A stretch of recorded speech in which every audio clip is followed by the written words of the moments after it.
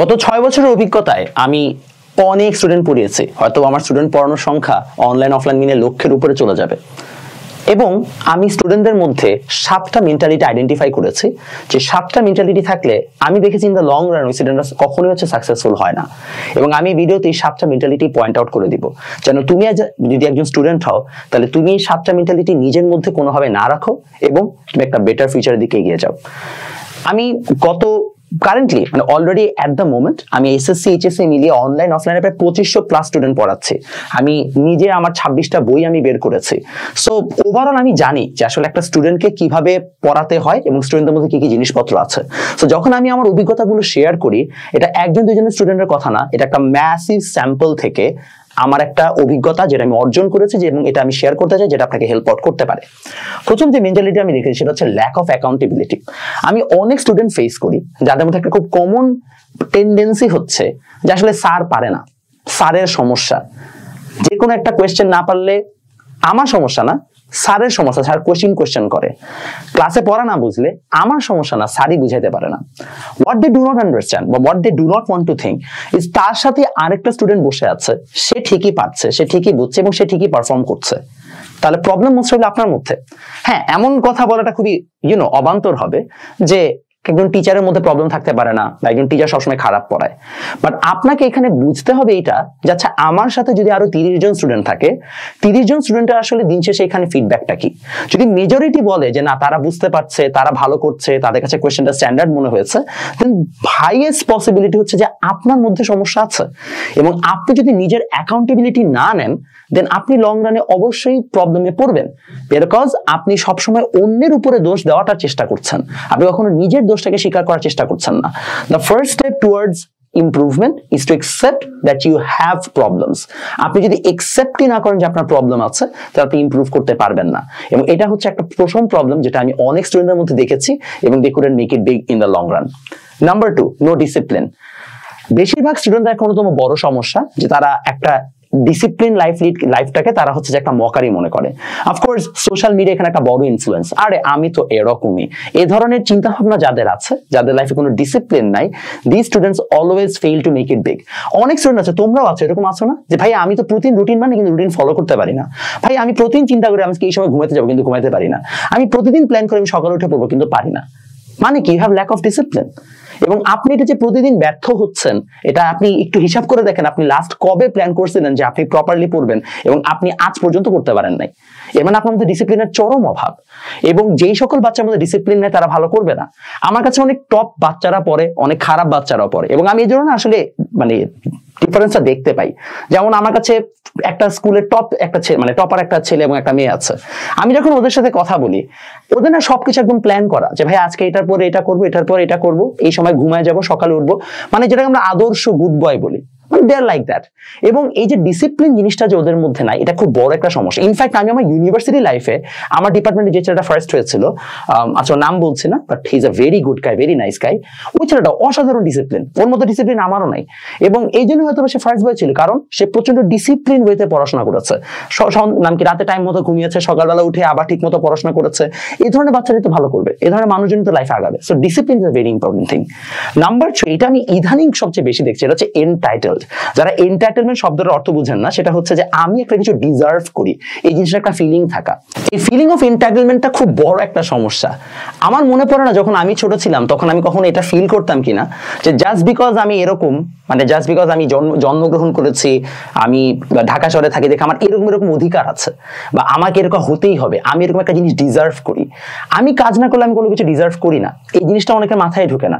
ভাই আমি তো কমফোর্ট ডিজার্ভ করি, ভাই আমি তো এটা ডিজার্ভ করি। No, everything that you're getting, it's not the normal thing. আপনার বাবা মা কষ্ট করে আপনার কাছে সেগুলো দিচ্ছে, বাট সেটা আপনি ডিজার্ভ করেন বলে না। এবং এটা সবচেয়ে বড় সমস্যা। ভাই আমি এত প্যারা ডিজার্ভ করি না, কে বলছে? The life is tough. আপনাকে যদি কেউ বলে থাকে that it's gonna be easy, then they have been lying to you, because as you grow up আপনাকে লাইফে আরো বেশি কষ্ট করতে হবে, এটাই বাস্তবতা। সো না, don't feel entitled to anything or any sort of benefits.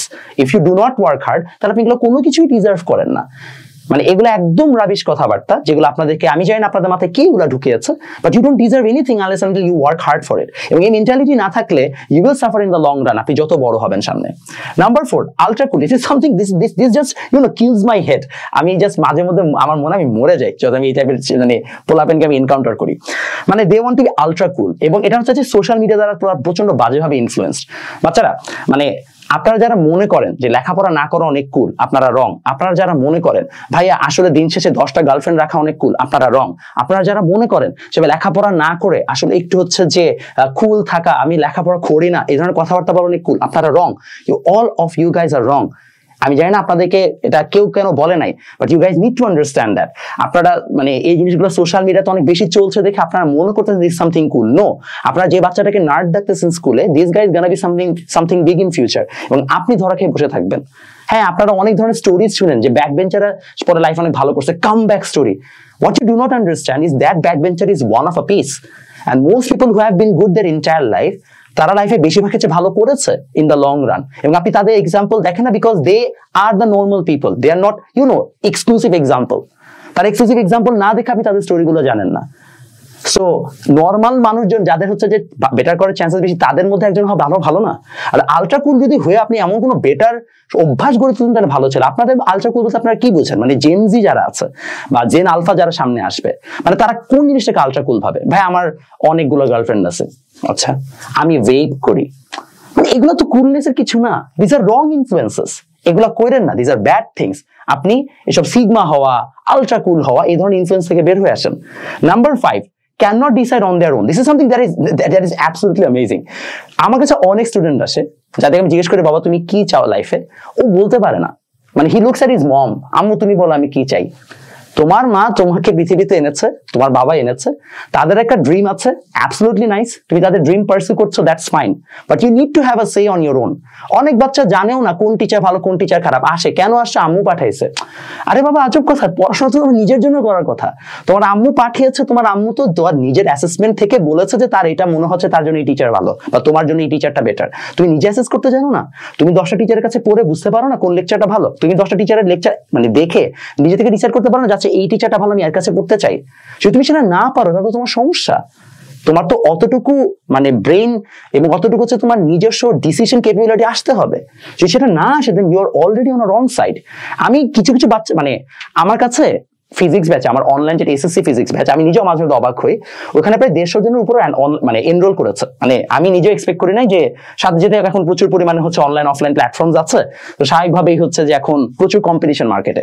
তো সেখানে আমি একাই হচ্ছে যে জাস্ট নিজেই পড়াচ্ছি, সেখানে প্রায় 150-200 হয়ে যাবে। সো এটা আমি নিজেও এক্সপেক্ট করি না যে এরকম মানুষ হবে। সো তাদের অনেককে গার্ডিয়ান আমাকে নিজে ফোন করে বলে যে বাবা আমি তোমাকে চিনিও না, আমার ছেলে বা মেয়ে ইউটিউবে তোমার সব ক্লাস আগে দেখেছে, দেখে অ্যাসেস করে বলেছে যে মনে হয় ভাইয়া ভালো পড়ায়, তারপর আমি তোমার ব্যাপারে ইনকোয়ারি করে তারপরে হচ্ছে যে আমি সিদ্ধান্ত নিয়েছি পড়াবো। তাহলে চিন্তা করে দেখেন, আপনি যেখানে মামাস বয় হয়ে এখনো ডিসাইড করতে পারছেন না যে সকালে কি খাবেন নাকি কোন জায়গায় পড়বেন, সেখানে আপনারই কোনো একটা ব্যাচমেট নিজের থেকে চুজ করে সে অলরেডি আরেক জায়গায় পড়াশোনা করে বেটার রেজাল্ট আনতে চেষ্টা করছে, তো ওই বাচ্চা ভালো করবে না? If you cannot decide something on their own, যে আপনি আসলে এটা পছন্দ করেন কি করেন না, then you are on the wrong side. Remember that. Number 6, thinks everyone is wrong. এটা আরেকটা খুব মজার জিনিস, যেটা আমার মজা লাগে। মাঝে মধ্যে আমি বিভিন্ন পোস্ট পড়ি, আসলে সমাজে সবাই বোকা, পড়াশোনা করে কোনো লাভ নাই, আসলে দিন শেষে অপু ভাইয়ের মতো ল্যাম্বরগিনি কিনতে হবে। আই আন্ডারস্ট্যান্ড, অপু ভাই নিয়ে আমি নিজে অনেক ট্রল করছি, বাট লেটস বি অনেস্ট, আপনার কি মনে হয় এই সমাজের এতগুলো মানুষ সবাই বোকার? আপনি একটা 14, 15 বছর, 16 বছর, 17 বছর, 18 বছর একটা ছেলে বা মেয়ে, আপনার মধ্যে আল্লাহ সব স্মার্টনেস দিয়ে দিয়েছে, সব বুদ্ধি দিয়ে দিয়েছে, যে আপনি মনে করেন সবাই বোকার মতো খালি আগায় যাচ্ছে আর আপনি একা স্মার্ট হয়ে বসে থাকবেন। নো, মোস্ট প্রবলি আপনি বোকা। সবাই বোকা না, সবাই রং না। সবাই যদি বোকা বা রং হইতো তাহলে হয়েছিলই। সবাই বোকা বা রং না। আপনি যদি এই জিনিসটা মনে করেন আপনি নিজে ওভার স্মার্ট, তাহলে আপনার সমস্যা, এটা অন্যদের সমস্যা না। Not everyone is wrong. And number 7, which is gonna be very important, সেটা হচ্ছে টেকস ব্লেসিংস ফর গ্রান্টেড।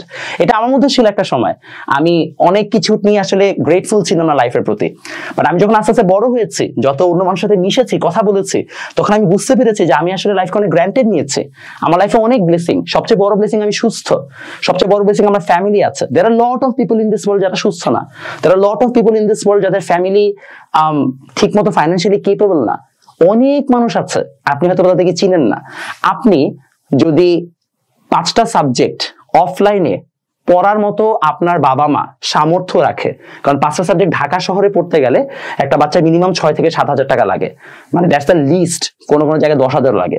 যদি আপনার বাবা মা আপনাকে 5টা সাবজেক্ট অফলাইনে উইদাউট এনি ডিসকাউন্ট আপনাকে প্রপারলি পড়াইতে পারে, দেন আপনি মোস্ট প্রবাবলি বাংলাদেশের খুবই হচ্ছে যে আপার ক্লাসের একটা ছোট্ট অংশে বিলং করেন।